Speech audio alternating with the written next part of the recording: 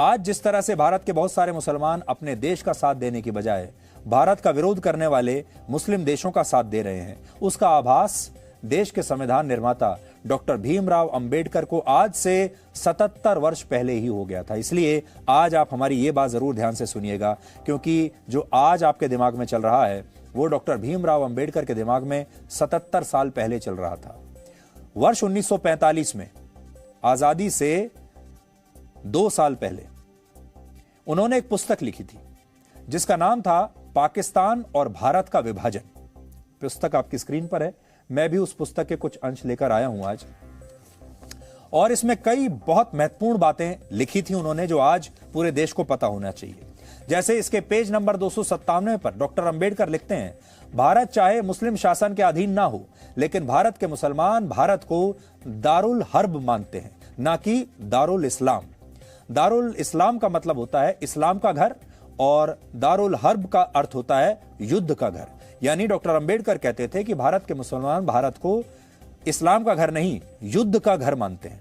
Islamic सिद्धांतों के अनुसार उनके लिए जिहाद की घोषणा करना पूरी तरह न्याय संगत है। और इसी पुस्तक में अंबेडकर लिखते हैं कि भारत के मुसलमान सिर्फ जिहाद की घोषणा ही नहीं कर सकते, बल्कि उसकी सफलता के लिए विदेशी इस्लामिक ताकतों की मदद भी ले सकते हैं। और अगर विदेशी मुस्लिम ताकतें जिहाद की घोषणा करना चाहती हैं तो इसमें भारत के मुसलमान उनकी सहायता भी कर सकते हैं। भारत के मुसलमानों के लिए ये विचार डॉक्टर अंबेडकर के थे, हमारे नहीं है। इस पुस्तक में उन्होंने ये भी बताया था कि भारत के मुसलमान कभी भी अपने देश के लिए ईमानदार साबित नहीं होंगे। इस पुस्तक के पेज नंबर 337 पर वो लिखते हैं कि इस्लाम धर्म एक बंद खिड़की की तरह है जो मुसलमानों और गैर मुसलमानों के बीच भेद करता है। इस्लाम धर्म में जिस भाईचारे की बात कही जाती है वो भाईचारा मानवता का भाईचारा नहीं है, बल्कि उसका मतलब सिर्फ मुसलमानों का मुसलमानों से भाईचारा है। अंबेडकर ये भी लिखते हैं कि मुसलमानों के भाईचारे का फायदा सिर्फ उनके अपने लोगों को ही मिलता है, और जो गैर मुस्लिम हैं यानी हिंदू हैं उनके लिए इस्लाम में सिर्फ घृणा और शत्रुता ही बची है। इसके अलावा इसी पन्ने पर यह भी लिखा है कि मुसलमानों की वफादारी उस देश के लिए नहीं होती जहां वो रहते हैं, बल्कि उनकी वफादारी अपने धर्म के लिए होती है जिसका वो पालन करते हैं। और मौजूदा स्थिति में अंबेडकर की ये बातें बिल्कुल फिट बैठती हैं। मैं आपको पढ़कर भी सुना सकता हूं कि एग्जैक्टली उन्होंने ये क्या बातें लिखी हैं। 298 पेज नंबर मेरे पास है, इसमें वो लिख रहे हैं। और मैं आपको बता दूं, ये डॉक्टर अंबेडकर ने लिखा है, मैंने नहीं लिखा। वो लिख रहे हैं, एक तथ्य यह भी है कि भारत चाहे एकमात्र मुस्लिम शासन के अधीन ना हो, दारुल हर्ब है, और इस्लामी सिद्धांतों के अनुसार मुसलमान द्वारा जिहाद की घोषणा करना न्याय संगत है। वो जिहाद की घोषणा ही नहीं कर सकते, बल्कि उसकी सफलता के लिए विदेशी मुस्लिम शक्ति की मदद भी ले सकते हैं। और यदि विदेशी मुस्लिम शक्ति जिहाद की घोषणा करना चाहती है तो उसकी सफलता के लिए सहायता भी दे सकते हैं। 337 नंबर पेज पर वो लिखते हैं जो अभी मैंने आपको बताया, इस्लाम एक बंद निकाय की तरह है जो मुसलमानों और गैर मुसलमानों के बीच जो भेद ये करता है वो बिल्कुल मूर्त और स्पष्ट है।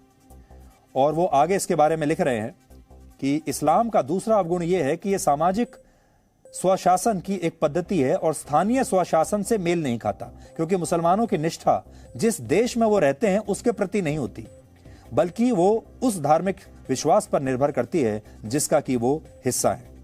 दूसरे शब्दों में वो आगे लिख रहे हैं, इस्लाम एक सच्चे मुसलमान को भारत को अपनी मातृभूमि और हिंदुओं को अपने निकट संबंधी मानने की इजाजत नहीं देता।